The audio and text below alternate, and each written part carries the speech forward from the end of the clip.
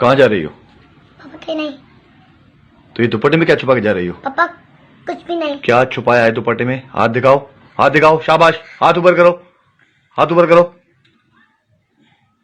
पैसे? पैसे चोरी करके जा रही थी? पापा मैंने चोरी नहीं की, मैंने अपने खुद जमा किए हैं। तो ये कहाँ लेके जा रही थी? मैंने पूछा कहाँ लेके जा रही थी? पापा मेरी एक दोस्त है अलीजा, उसके पापा को देने जा रही थी मैं। अलीजा के पापा को देने जा रही थी? क्यों क्यों देने जा रही थी? पापा कोरोना वायरस की वजह से वो कुछ कमा नहीं सके और उनके घर में 3 दिन से कुछ पका भी नहीं था। तुम्हें पता है वो मेरा दुश्मन है, लड़ा था मुझसे। पापा भी लड़ने का वक्त नहीं है।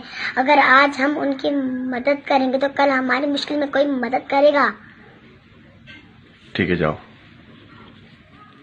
सुनो, पापा ये बहुत कम पैसे लेके जा रही थी, ये भी देना। थैंक यू पापा।